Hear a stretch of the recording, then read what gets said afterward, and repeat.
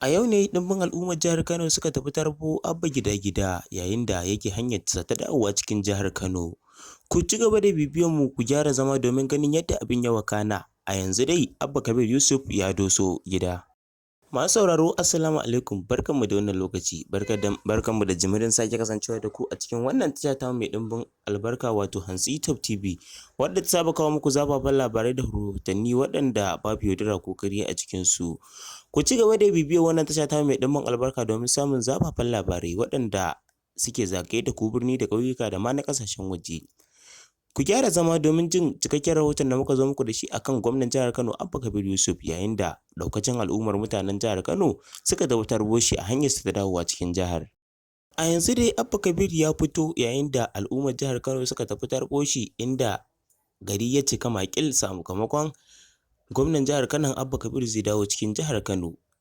Zai dawo mata ne a matsayinsa na cikakken gwamnan jihar Kano halastacce tun bayan da kotun koli ta tabbatar da shi a matsayin gwamnan jihar Kano bayan da ta kori karar ɗan takarar gwamnan jihar Kano Nasiru Yusuf Gawuna.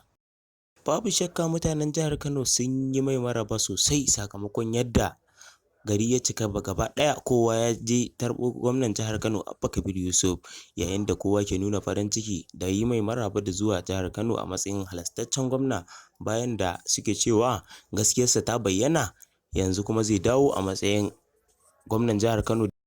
Dubbunan al'umma ne 'yan jam'iyyar NNPP suka tafi taro gwamnan jihar Kano Abba Kabir Yusuf yayin da suka cika ko'ina suna ta mai maraba da zuwa wasu na kaɗe-kaɗe da raye-raye wasu kuma na ta fatan alkhairi a gare shi wasu kuma wanda suka kasance 'yan jam'iyyar APC ne suna nan suna gida yayin da kowa ya yi takumi yake jimamin abin da ya faru a ranar Juma'a.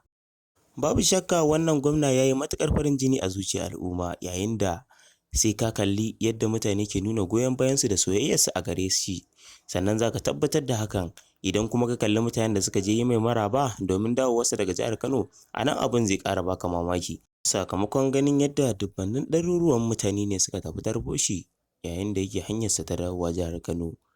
Mutane da dama na ta yaba mai wasu na ta yi masa fatan alkhairi yayin da wasu kuma ke ta jimamin abin da ya faru da su. To, ku ci gaba da bibiyan mu dai a wannan tasha tamu mai ɗimbin albarka wato Hantsi Top TV domin jin zafafan labarai da ɗumi su a wannan tasha tamu mai ɗimbin albarka. Ku dai kawai ku danna mana subscribe sannan ku danna mana alamar ƙararrawar sanarwa domin sanar da ku da zarar mun ɗora sababbin shirye-shiryenmu. Mun gode da ziyartar wannan tasha tamu mai ɗimbin albarka. Ku ci gaba da bibiyan mu domin samun zafafan rahotanni.